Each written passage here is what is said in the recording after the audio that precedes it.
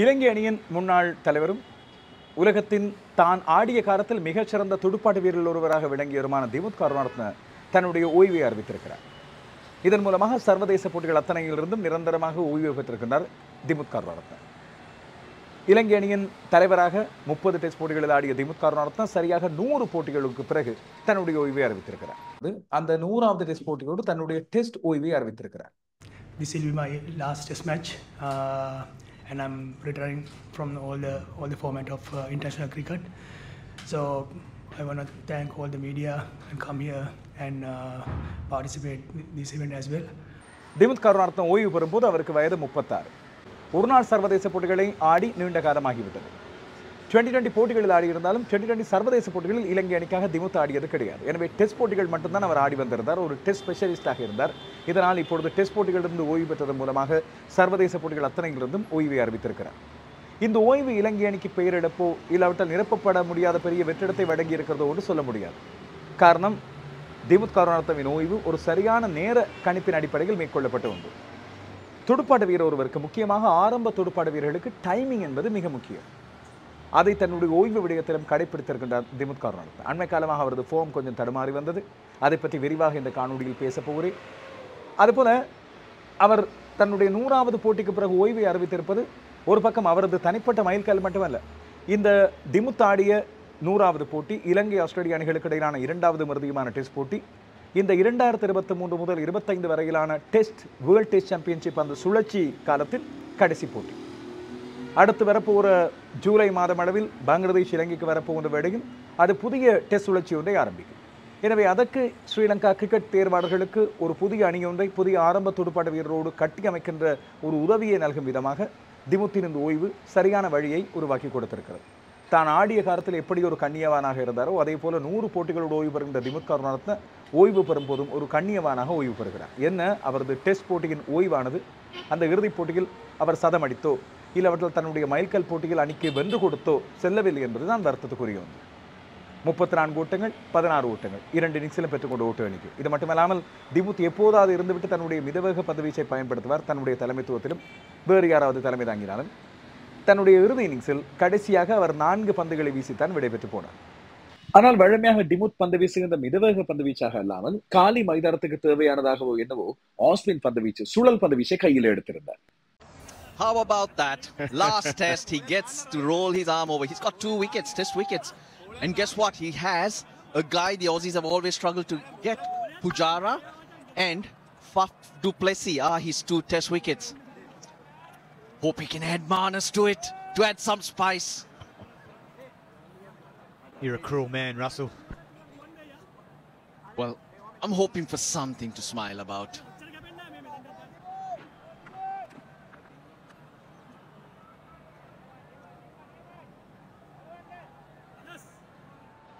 The best tradition of finger spinners bowling in the sunnies. Well, throughout his career, he's bowled seam up though. So he's going the Bo Webster way.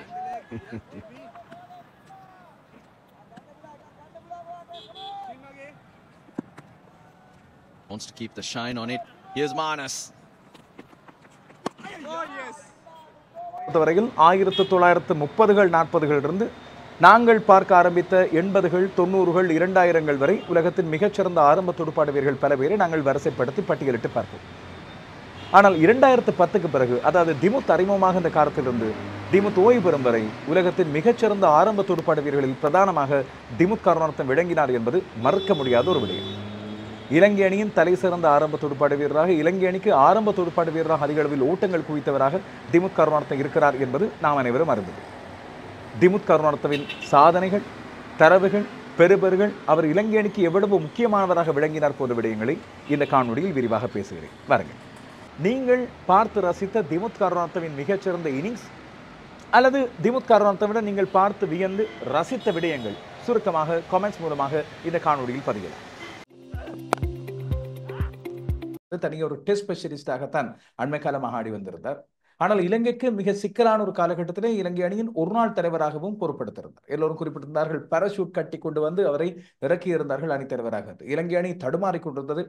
அடுத்த கட்டத்துக்கு எப்படி நகர்வது என்று சொல்லி தெரியாமல் இருந்த ஒரு காலகட்டத்தில் 2019ஆம் ஆண்டு உலகக்கிண்ணம் எங்களுக்கு ஞாபகம் இருக்கும். அந்த வேளையில் திமுத் தலைவராகவும் கடமையாற்றியிருந்தார். டெஸ்ட் போட்டிகளில் 30 டெஸ்ட் போட்டிகளில் கடமையாற்றியிருக்கின்றார். 12 தோல்விகள் 12 வெற்றிகள் என்று சொல்லி. ஆனால் அதில் மிக முக்கியமானது தென்னாப்பிரிக்காவிலே வைத்து இலங்கை பெற்றுக்கொண்ட சரித்திரபூர்வமான 2-0 வெற்றி.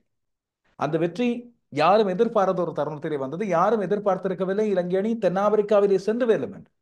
எனவே அப்படியான சிக்கலான காலகட்டங்களை தன்னுடைய தலைமைத்துவம் மூலமாகவும் வெற்றிகரமாக கடந்தவர் திமுத். அந்த வகையில் திமுத் எங்கள் நன்றிக்குரியவர், பாராட்டுக்குரியவர். ஆனால் அண்மை காலமாக திமுத் கருணாரத்ன துடுப்பாட்டத்தில் பெரிய அளவில் ஊட்டங்களை பெறாமல் தடுமாறி வந்த சூழ்நிலையில் இலங்கை ரசிகர்களுக்கு அவரது ஓய்வு என்பது எதிர்பார்க்கப்பட்ட ஒன்றாகவும், எப்போது ஓய்வு பெறுவார் என்று பல பேர் காத்திருந்ததை நாங்கள் உண்மையாக ஏற்றுக்கொள்ள வேண்டும்.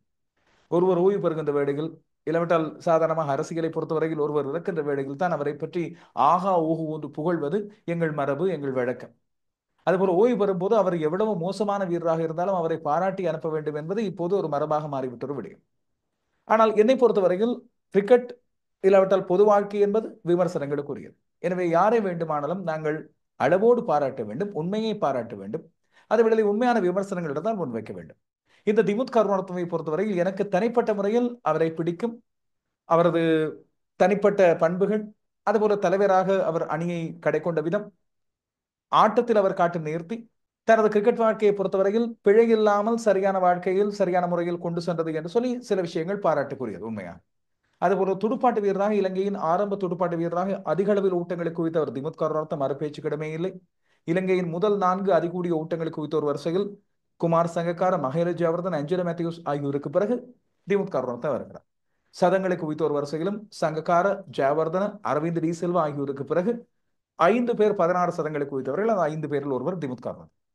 மிகச்சிறப்பான ஊட்டக்குவிப்பில் ஈடுபட்டு சராசரியை மிகச்சிறப்பான முறையில் பேணிக்கொண்டு ஒரு காலகட்டத்தில் ஐசிசியின் மிகச்சிறந்த 10 டெஸ்ட் துடுப்பாட்ட வீரர்கள் ஒருவராக விளங்கியவர். அதில் மறுபேச்சு கிடமே இல்லை.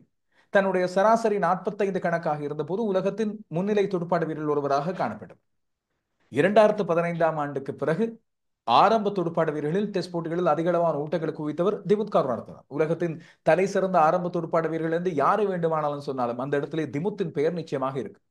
எந்த ஆடுகளங்களிலும், எந்த காலநிலையிலும், எந்த களநிலையிலும் மிகச் சிறப்பான முறையில் ஆடக்கூடியவராக திமுத் கருணாரத்ன இருந்தார். ஆனால் அண்மை காலமாக அவரது துடுப்பாட்டம் தடுமாறிக்கொண்டே இருந்தது என்பது முக்கியமானது. அவர் அண்மை காலமாக தடுமாறிக்கொண்ட வேளையில் இவரை அணியிலே மாற்றி ஆரம்ப துடுப்பாட்ட வீரராக வேறொருவரை கொண்டு வர வேண்டும் என்று விமர்சனங்கள் எழுந்திருந்தது. மிக பொருத்தமானவராக வேறு யாராவது இருந்திருந்தால் நிச்சயமாக அவர்களுக்கு அணியில் இடம் வழங்கப்பட்டிருக்க வேண்டும் என்பது உண்மை. ஆனால் திமுத் முன்பு ஆயிரக்கணக்கான ஊட்டங்கள் குவித்தவர் என்ற காரணத்தாலும், அவர் ஃபார்முக்கு திரும்பினால் மிகச்சிறப்பாக ஆடுவார் என்ற காரணத்தினாலும் தேர்வாளர்கள் எங்களை போல நம்பிக்கொண்டிருந்தார்கள் மீண்டும் ஃபார்முக்கு வருவார் என்று.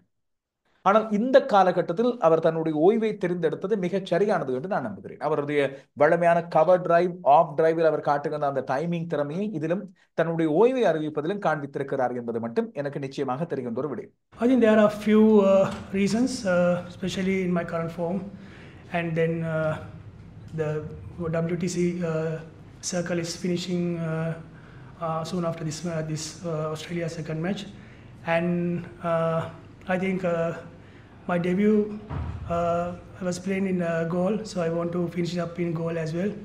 And there are some youngsters who are playing really well in domestic cricket. I think it's time to give them a chance to play, announce them for the international crickets.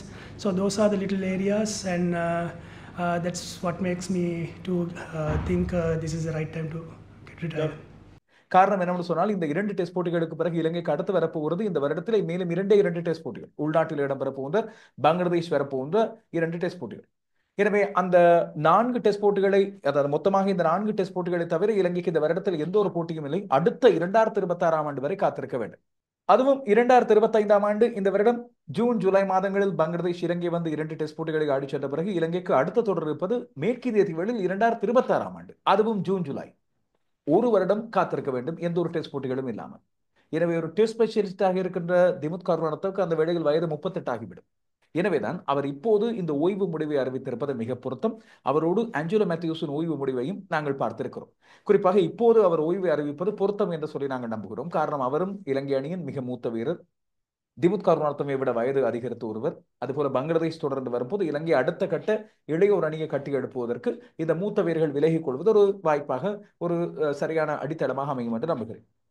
Dimuth கருணாரத்னவை பொறுத்தவரையில் அவர் எல்லா விடயங்களையும் பெர்ஃபெக்டாக பக்காவாக செய்து வந்த ஒருவர் என்ற அடிப்படை தான் இந்த ஓய்வும் இப்போது அமைந்திருக்கிறது. ஆனால் இப்போது நாங்கள் எதிர்பார்த்திருக்கின்ற ஒரு விடயம், அவரது பெரியாவிடை போட்டியாக அமைய போன்ற இந்த 100வது போட்டி, காலி மைதானத்தில் இடம்பெற போன்ற இலங்கை ஆஸ்திரேலிய அணிகளுக்கு இடையிலான 2வது மறுதியமான டெஸ்ட் போட்டி இலங்கைக்கு வெற்றியாக முடிவடைய வேண்டும் என்று. அதுதான் அவருக்கு மிக பொருத்தமான ஒரு பெரியாவிடையாக அமையும். இலங்கைக்கு பல முக்கியமான வெற்றிகளை பெற்றுக் கொடுத்த ஒருவர். அவரது 16 சதங்களில் பல சதங்கள் இலங்கையின் வெற்றியை அடிப்படையாக கொண்டவையாக அமைந்திருந்தன. அதுபோல பல சதங்கள் இலங்கையை காப்பாற்றியிருந்தன. எனவே அப்படி இருக்கின்ற ஒரு துடுப்பாட்ட வீரர் தான் விலகிச் செல்லும் போது இலங்கைக்கு வெற்றியோடு விலகிச் செல்வது மிகச்சிறந்த ஒரு பிரியாவிடையாக அவருக்கும் அமையும். இலங்கை ரசிகர்களும் அவரை மறக்காமல் கொண்டாடுவார். I will try to do my best in this game and get a good 100 in 100 game and give some chance to win Sri Lanka this match as well. ஆனால் திமுத்துக்கும் இலங்கை கிரிக்கெட் ரசிகர்களுக்கும் ஏமாற்றமாக மாறி போனது அந்த 2வது டெஸ்ட் போட்டி. திமுத் மொத்தமாக 50 ஓட்டங்களை மட்டும் எடுத்திருந்தார். இலங்கை அணி மீண்டும் ஒரு தடவை தோற்று போனது ஆஸ்திரேலிய அணியிடம். திமுத் கருணாரத்னவின் சில முக்கியமான சாதனைகள் மற்றும் இதர மைல்கற்கள் ஆகியவற்றை பார்ப்பதற்கு இடையில் அவரது 1வது போட்டியும் இதே காலி சர்வதேச மைதானத்தில் தான் இடம்பெற்றது நியூசிலாந்து அணிக்கு எதிராக. இப்போது 100வது போட்டியும் இதே மைதானத்தில் தான். இலங்கை அதிகமான போட்டிகளை காலி மைதானத்தில் ஆடுகிறது என்பது உண்மை. அவரது மறக்க முடியாத பல போட்டிகளும் இந்த காலி மைதானத்தில் இடம்பெற்றிருக்கின்றன. ஒரு ஆரம்ப துடுப்பாட்ட வீரருக்கு இருக்கின்ற மிகப்பெரிய பொறுப்பு நியூ பால் என்று சொல்லப்படுகிற புதிய பந்துகளை சமாளிப்பு. ஆனால் ஆசிய ஆடுகளங்களை பொறுத்தவரையில் குறிப்பாக இலங்கை, இந்திய, பாகிஸ்தானிய, பங்களாதேஷ் துடுப்பாட்ட வீரர்கள் அவர்களுக்கு வரமா சாபமா தெரியவில்லை. வேகப்பந்து வீச்சாளர்களை சந்திப்பது மட்டுமில்லாமல் சுழல் பந்து வீச்சாளர்களையும் சமாளிக்க வேண்டிய நிர்பந்தம் அவர்களுக்கு இருக்கும். அதுவும் காலி போன்ற ஆடுகளங்களில் அவர்கள் சுழல் பந்து வீச்சாளர்களையும் தட்டி ஆடி சமாளித்து நீண்ட நேரம் நின்று துடுப்படுத்த வேண்டிய ஒரு நிர்பந்தம் இருக்கு. அதனால் தான் திமுத் கருணாரத்ன தன்னுடைய மிகச்சிறந்த சதங்களில் ஒன்றாக 2017ஆம் ஆண்டு கொழும்பு SSC மைதானத்தில், அப்போது அது சுழல் பதவீச்சு ஆடுகளமாக மாற்றப்பட்ட அந்த ஆடுகளத்தில் ஜடேஜா, அஸ்வின் 2 பேருக்கு எதிராக பெற்றுக்கொண்ட சதத்தை எப்போதும் கொண்டாடுகிறார். அதே போல அவர் எப்போதும் கொண்டாடுகிற மற்றொரு முக்கியமான விடயம், அவர் தன்னை பொறுத்தவரையில் தன்னுடைய தான் பார்த்த மிகச்சிறந்த இன்னிங்ஸாக அவர் கருதுவது குசல் பெர்ரா ஜெர்மனில் வைத்து பெற்றுக்கொண்ட ஆட்டமிழக்காத 153 ஓட்டங்கள். திமுத் கருணாரத்னவை பொறுத்தவரையில் நான் அடிக்கடி சொல்லி வருகிற விடயம், அவருக்கு இந்த ஸ்டாட்ஸ் என்று சொல்லப்படுகிற புள்ளி விவரங்கள் தரவுகளில் அதிக அளவான ஆர்வம். இதனால் தன்னோடு ஒத்த துடுப்பாட்ட வீரர்கள், தன்னுடைய அணியில் இருப்பவர்களும் சரி, தனக்கு போட்டியாக சர்வதேச அணிகளில் ஆடி வருவோரும் சரி, அவர்களை குறித்து வைத்துக் கொண்டு அவர்களோடு தன்னை ஒப்பிட்டு பார்த்துக் கொண்டு தன்னுடைய தரவுகளில் மிகுந்த கவனம் செலுத்துவார். இதில் முக்கியமாக டீன் எல்கர், தென்னாப்பிரிக்க அணியின் முன்னாள் ஆரம்ப துடுப்பாட்ட வீரர், தலைவராக இருந்தவர், அவரை ஒப்பிட்டு பார்த்து அவரோடு தன்னுடைய ஓட்டங்கள் எவ்வாறு இருக்கின்றன என்று கவனித்துக் கொண்டிருந்தார். இது மட்டுமல்லாமல் அண்மைய பேட்டி ஒன்றில் அவர் குறிப்பிட்டிருந்தார், தென்னாப்பிரிக்காவின் முன்னாள் ஆரம்ப துடுப்பாட்ட வீரர் கிரேம் ஸ்மித், அதுபோல இங்கிலாந்தின் ஆரம்ப துடுப்பாட்ட வீரரும் தலைவருமாக இருந்த அலிஸ்டர் குக் ஆகியோரையும் ஒப்பிட்டு பார்த்துக் கொண்டிருந்தார். SSCயில் ஆடி வந்த தரங்க பரணவிதான, திலான் சமரவீர, கௌஷல் செல்வா இவர்களோடு ஒப்பிட்டு பார்த்துக் கொள்வார். இதிலே அநேகமான ஒரு இடதுகை துடுப்பாட்ட வீரர்கள் என்று பார்ப்பீர்கள் நீங்கள், நம்ம திலான் சமரவீர, கௌஷல் செல்வா ஆகியோரை தவிர. அதுபோல உஸ்மான் கவாஜாவின் துடுப்பாட்டம், டீன் எல்கர் ஓய்வு பெற்ற பிறகு உஸ்மான் கவாஜாவை அவர் கவனிக்க ஆரம்பித்திருந்தார். அதுக்கு பிறகு டீன் எல்கரோடு மட்டுமில்லாமல் ரோஹித் சர்மாவோடு பல நேரம் தான் பேசி உரையாடி அவர்களுடைய கேம் பிளான்ஸ் போன்றவற்றை அறிந்து கொண்டதாக அவர் குறிப்பிட்டிருந்தார். அதே போல அவருடைய மிகச்சிறந்த இன்னிங்ஸாக அவர் தான் பார்த்த மிகச்சிறந்த இன்னிங்ஸாக கருதுவது குசல் பெர்ரா பெற்றுக்கொண்ட ஆட்டம் இழக்காத 153 ஓட்டங்கள், அந்த தேவனின் மறக்க முடியாத வெற்றி. அப்போது திமுத் கருணாரத்ன அணி தலைவர். ஆனால் தன்னுடைய மிகச்சிறந்த இன்னிங்ஸாக அங்கே இருக்கும் போது அவர் 2 விடயங்களை சொல்லியிருந்தார். ஒன்று, கிரைஸ்ட் சர்ச்சில் வைத்து அவர் பெற்றுக்கொண்ட சதம் 2014ஆம் ஆண்டு அவருடைய ஆரம்ப காலகட்டத்தில் நியூசிலாந்து அணிக்கு எதிராக கிரைஸ்ட் சர்ச், அதாவது நியூசிலாந்திலே வைத்து எடுத்த அந்த சதம் தான் அவரது அறிமுக சதமாக, 1வது சதமாக அமைந்திருந்தது. It was Dimuth Karunaratne all the way on the 3rd day after Sri Lanka resumed on 84 for no loss. Sri Lanka lost Kaushal Silva and Kumar Sangakkara, but Karunaratne put together 87 runs with Lahiru Thirumanne for the 3rd wicket. Karunaratne was doing most of the scoring and had another good partnership of 96 runs with Angelo Matthews. Karunaratne was finally sent back bowled by Trent Boult, but only after he had scored a 363 ball 152 in over 8 hours in the middle.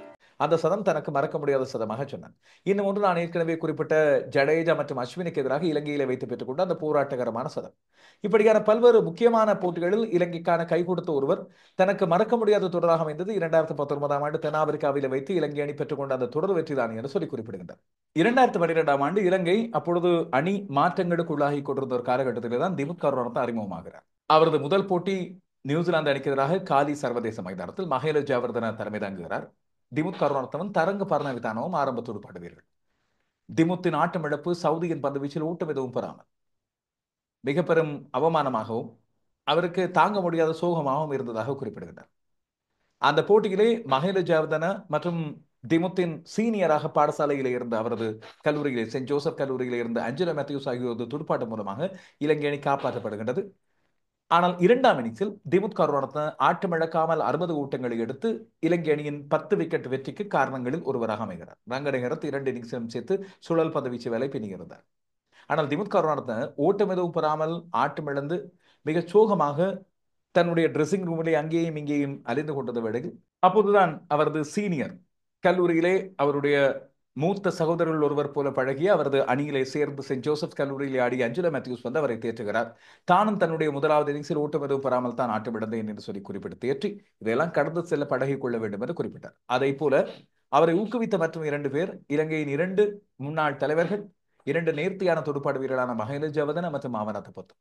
இரண்டாம் innings அந்த ஆட்டமிழக்காத 60 ஓட்டங்களை பெறுவதற்கு அதுதான் மிக முக்கியமான உந்து சக்தியாக அமைந்திருந்தது. அதற்கு பிறகுதான் படிப்படியான முன்னேற்றம் திமுத் கருணாரத்னவின் துடுப்பாட்டத்திலே இருந்தது. தொடர்ச்சியாக தன்னை மிகச்சிறப்பான முறையில் வளர்த்துக் கொண்டார். சரிவுகளிலிருந்து இவ்வாறு மீள்வது என்று அவர் கற்றுக்கொண்டார். அவரது ஒவ்வொரு மைல்கல்லாக கடக்க ஆரம்பித்திருந்தார். திமுத் கருணாரத்னவின் ஆரம்ப காலகட்டம் தனக்கு மூத்த மிகச்சிறந்த துடுப்பாட்ட வீரர்கள் மூலமாக மெருகூட்டப்பட்டது என்று சொல்லி அவர் குறிப்பிடுகிறார். இலங்கை தேசிய அணிக்குள் வருவதற்கு முதல் எஸ்எஸ்சி அணியில் அவர் ஆட ஆரம்பித்த வேளையிலேயே பாடசாலையிலிருந்து எஸ்எஸ்சி அணிக்கு சென்று ஆட ஆரம்பித்த வேளையில் திலான் சமரவீர, மஹேல ஜாவர்தன, திலின கந்தம்பி, தரங்க பர்ணவிதான, கௌஷல் சில்வா, ஜீவன் மெண்டிஸ் போன்ற அனுபவம் வாய்ந்த துடுப்பாட்ட வீரர்கள் இவர்களில் அநேகர் இலங்கை தேசிய அணியில் அந்த வேளையில் ஆடிக்கொண்டிருந்தார்கள். அவர்கள் இருந்தார்கள் என்ற அடிப்படையில் அவர்களோடு போட்டி போட்டுக் கொண்டும் அவர்களை பார்த்து கற்றுக்கொண்டும் தான் முன்னேறக்கூடிய வாய்ப்பு இருந்ததாக குறிப்பிடுகின்றார் திமுத் கருணாரத்ன. அது தன்னுடைய தரத்தை உயர்த்திக் கொள்ள அதிக அளவில் உதவியதாக குறிப்பிடுகின்றார். அதே போல இலங்கை அணிக்குள்ளே அவர் வந்த விடையிலும் கூட குமார் சங்கக்கார, ரங்கநேகரத், பிரசன்ன ஜாவர்தன போன்றோர் தனக்கு பல விடயங்களை சொல்லித் தந்ததாக சொல்கின்றார் திமுத் கருணாரத்ன. 2012ஆம் ஆண்டு அவர் அறிமுகமாக இருந்தார். இப்போது இலங்கையின் 100 டெஸ்ட் போட்டிகளை ஆடிய 7வது வீரராக மாறப்போன்றார் திமுத் கருணாரத்ன. மஹேல ஜாவர்தன 149 போட்டிகள், குமார் சங்கக்கார 134, முத்தையா முரளிதரன் 132, அஞ்சலா மேத்யூஸ் 117, சமிந்தவாஸ் 111, சனத் ஜாஸ்வரிய 110. இப்பொழுது திமுத் கருணாரத்ன 100வது போட்டியோடு தன்னுடைய ஓய்வை அறிவிக்கிறார். திமுத் கருணாரத்னவின் முதல் 15 டெஸ்ட் போட்டிகளில் அவருக்கு சதம் எதுவும் இல்லை. ஆனால் அவர் தன்னை அதை பெரிய அழுத்தமாக பாதித்ததாக இல்லை என்று குறிப்பிடுகிறார். காரணம், அப்போது சங்கக்கார, மஹேல ஜாவர்தன ஆகியோர் ஆடிக்கொண்டிருந்தார்கள். தன்னுடைய முதலாவது சதம் நியூசிலாந்திலே வைத்து பெற்றுக் கொள்ளப்பட்ட பிறகும் கூட தான் அந்த சீரியஸ்னஸை உணரவில்லை என்று அவர் குறிப்பிடுகிறார். 2017ஆம் ஆண்டுக்கு பிறகுதான் தான் ஒரு சீனியர், இந்த அணியிலே ஆடக்கூடிய மூத்த வீரர்களில் ஒருவர், எனவே தனக்கு ஒரு மிக பெரும் பொறுப்பு இருக்கிறதாக உணர்ந்து கொண்டதாக அவர் குறிப்பிடுகிறார். உண்மைதான், அந்த காலத்தில் அவர் அதிகமாக நிக் அண்ட் எட்ஜ், இல்லாவிட்டால் துடுப்பிலே பந்துபட்டு ஸ்லிப், இல்லாவிட்டால் விக்கெட் காப்பு திசையிலே பிடிகளை கொடுத்துவிட்டு ஆட்டம் இழக்கும் ஒருவராக இருந்தார். ஆனால் ஆரம்ப துடுப்பாடு வீரர்களை பொறுத்தவரையில் மிக சிக்கலான ஒரு காலகட்டத்தில் திமுத் கருணாரத்ன ஆடி முன்னேறி இருந்தார் என்று சொல்லி இங்கே சொல்லப்படுகிறது. அவர் சொல்கிறார், இந்த ஆரம்ப துடுப்பாடு வீரர்களுக்கு இருக்கின்ற பொறுப்பே பந்தை பழுதாக்குவது, ஆடுகளத்திலே முடியுமானவரை புதிய பந்துகள் ஆபத்தை விளைவிக்கக்கூடிய பந்துகளாக இருக்கின்ற வேளையில் அதை தடுத்து ஆடி நிறுத்திக் கொள்வதுதான் தனக்கு இருக்கின்ற ஆரம்ப பொறுப்பாக இருந்தது. அதே போல சுழல் பந்து வீச்சாளர்களை கடந்து ஆடுவதும் தங்களது ஆரம்ப துடுப்பாடு வீரர்களுக்கு இப்போது இருக்கின்ற ஒரு பொறுப்பாக மாறியிருப்பதாக அவர் குறிப்பிடுகின்றார். திமுத் கருணாரத்னவை பொறுத்தவரையில் அவர் தன்னுடைய கனவு கோட்டையாக நினைத்திருந்தது 10,000 ஓட்டங்களை பெறுவது என்று மிக நீண்ட காலமாக அவர் நம்பிக்கொண்டிருந்தார். அவருக்கான குறைந்தபட்ச இலக்காக அவர் வைத்துக் கொண்டது 100 போட்டிகளை ஆடுவது, இல்லாவிட்டால் 10,000 ஓட்டங்களை கடப்பது. 2017, 18, 19 ஆகிய ஆண்டுகளில் தொடர்ச்சியாக அவர் நிறைய ஓட்டங்களை குவித்துக் கொண்டிருந்தார்.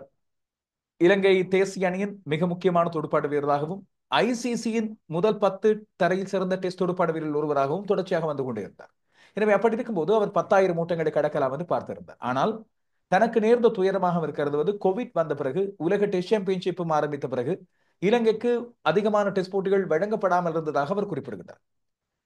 பொதுவாக 120 அல்லது 130 போட்டிகளை ஆடினால்தான் 10,000 ஓட்டங்களை கடக்கலாம் என்ற நிலையில் தனக்கு கிடைத்த போட்டிகளின் எண்ணிக்கை குறைந்து விட்டது அண்மை காலமாக என்று குறிப்பிடுகிறார். நிச்சயமாக அண்மை காலமாக இலங்கை வீரர்கள் பல பேர் சுட்டிக்காட்டுகின்ற ஒரு விடயம், அண்மை கூட மேத்யூஸ் கூட மிகுந்த கவலையோடு அதை சுட்டிக்காட்டியிருந்தார், ஒரு வகை கோபத்தோடு சுட்டிக்காட்டியிருந்தார். இலங்கைக்கு குறைவான டெஸ்ட் போட்டிகள் தான் வழங்கப்படுகின்றன அண்மை காலமாக, இதனால் அந்த டெஸ்ட் போட்டிகளின் எண்ணிக்கை இலங்கைக்கு போதாமல் இருப்பதன் காரணமாக இலங்கை வீரர்கள் பாதிக்கப்படுகின்றார்கள் என்று. இப்போது மேத்யூஸை பற்றியும் திமுத் கருணாரத்ன குறிப்பிட்டுகின்றார். தனக்கு மேத்யூஸுக்கும் அந்த 10,000 ஓட்டங்களை கடப்பது என்பது கனவாகி போனது அண்மை காலமாக டெஸ்ட் போட்டிகளின் எண்ணிக்கை குறைந்திருப்பதன் காரணமாக. அந்த காலகட்டம் அவ்வாறு நேர்ந்திருந்தால் தான் 20 தொடக்கம் 25 சதங்களை எடுத்திருக்கலாம் என்று குறிப்பிடுகிறார். உண்மையில் மேத்யூஸும் திமுத் கருணாரத்னவும் சதங்கள் பலவற்றை தவற விட்டிருந்தார்கள் என்பது கவனிக்கக்கூடிய ஒன்று. எனவே தன்னுடைய எதிர்கால இலங்கை வீரர்களை பற்றியும் கவலைப்படுகின்றார் திமுத் கருணாரத்ன.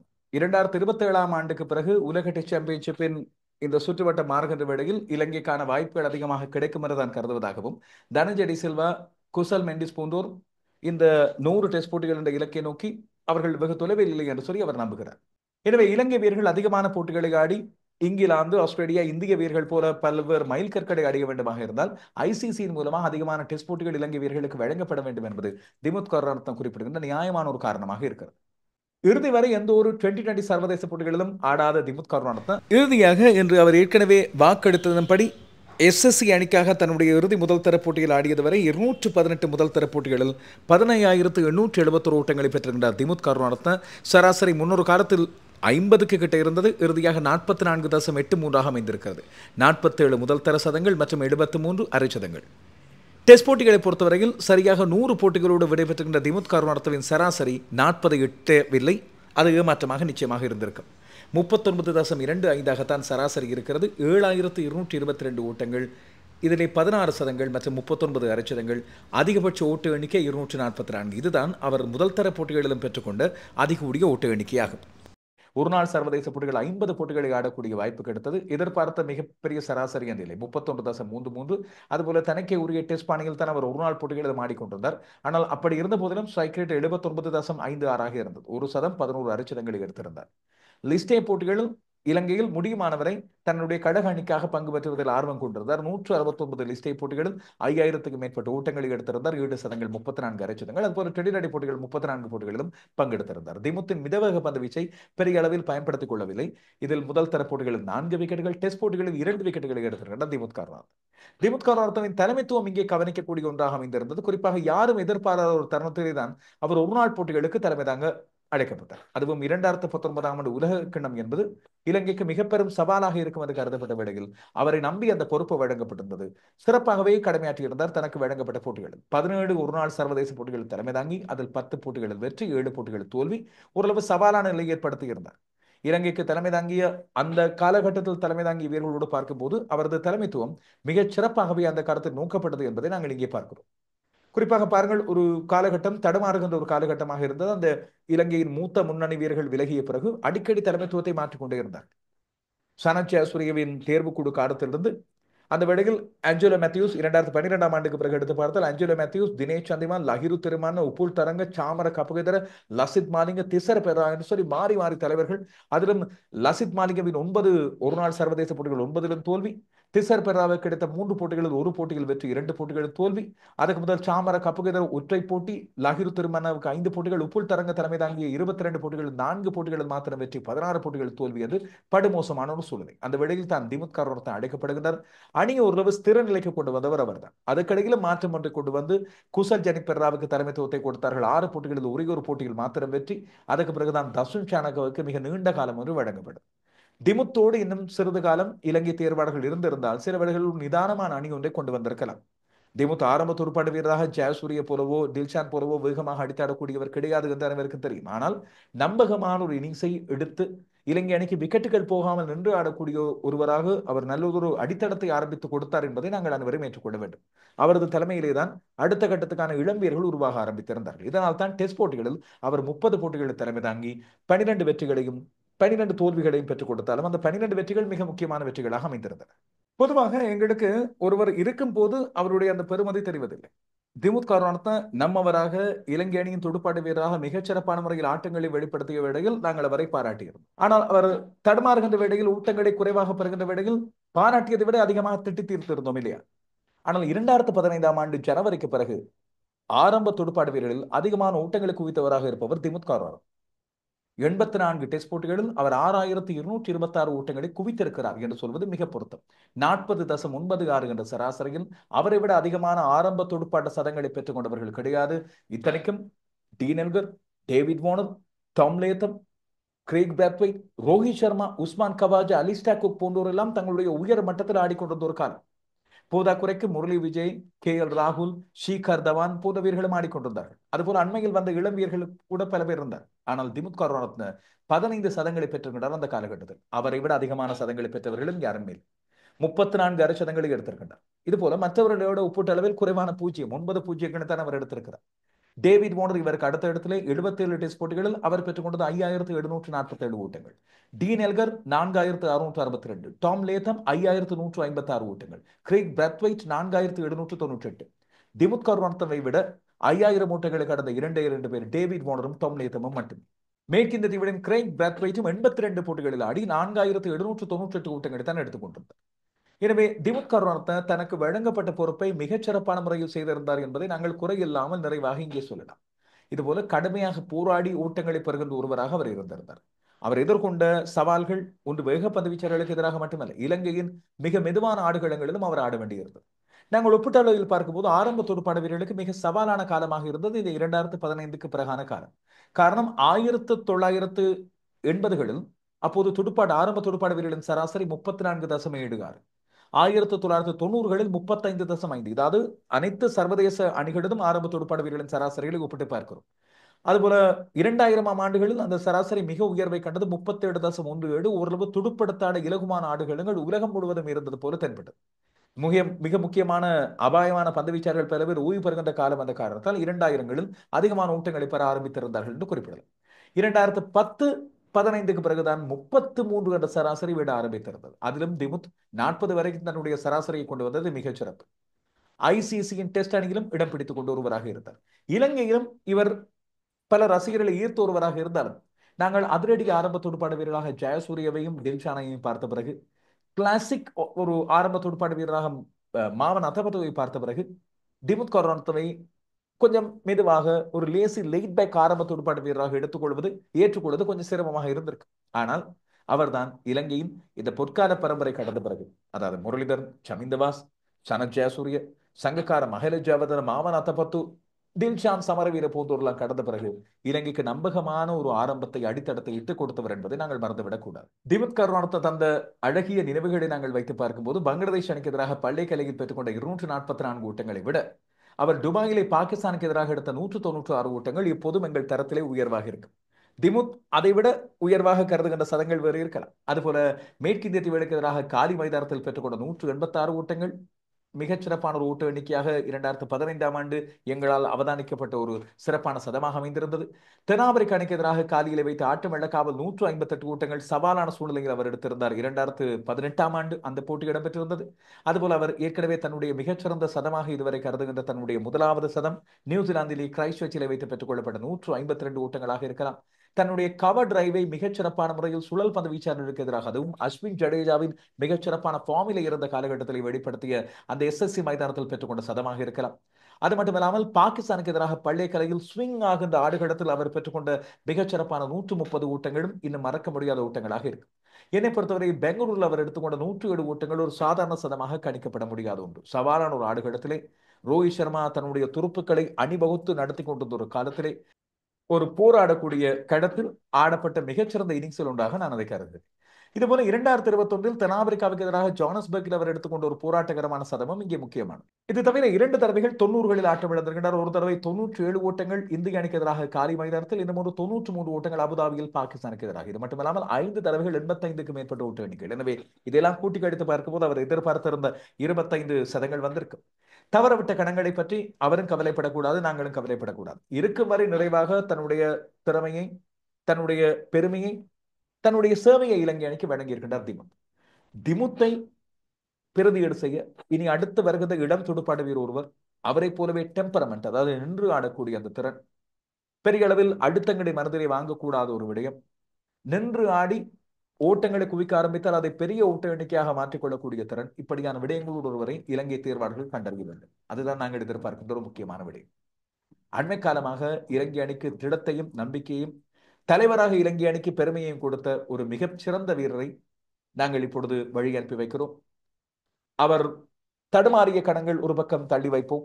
மிகச்சிறப்பாக ஆடி தலைமை தாங்கி இலங்கைக்கு வெற்றியை பெற்றுக் கொடுத்த தருணங்களையும், அதுபோல இலங்கைக்காக போராடிய தருணங்களையும் ஞாபகம் வைத்துக் கொண்டு நன்றியோடு விடை கொடுப்போம். நன்றி திமுத் கருணாரத்න. ඕන වුණොත් ක්ලබ් එකට කවදාරි සෙල්ලම් කරන්න ප්ලේයර්ස්ලා දැන් ගොඩක් බිසි වෙලා තියෙනවා ක්‍රිකට් එක්ක. ඉතින් අවස්ථාවක් ඕන වුණොත් ක්ලබ් එකට සෙල්ලම් කරන්න මම ඇවිල්ලා අවුරුද්දක් දෙකක් විතර සෙල්ලම් කරන්න පුළුවන් මට්ටමේ ඉන්නවා. ඉතින් ඒ සෙල්ලම් කරනවා. ඊට පස්සේ මම ඉතින් මගේ ජීවිතේ මම ගොඩක් බලාපොරොත්තු වෙන්නේ කෝචින් පැත්ත කරගෙන ඉදිරියට යන්න. you know guide for their future. I think Sanath is one who doing really well that right now. So we'll see. And Angie was there, Chandi was there. They will play a little more, and they will drag these things a little bit more. And hopefully we can all three can end up with a high note and leave the team in a good position.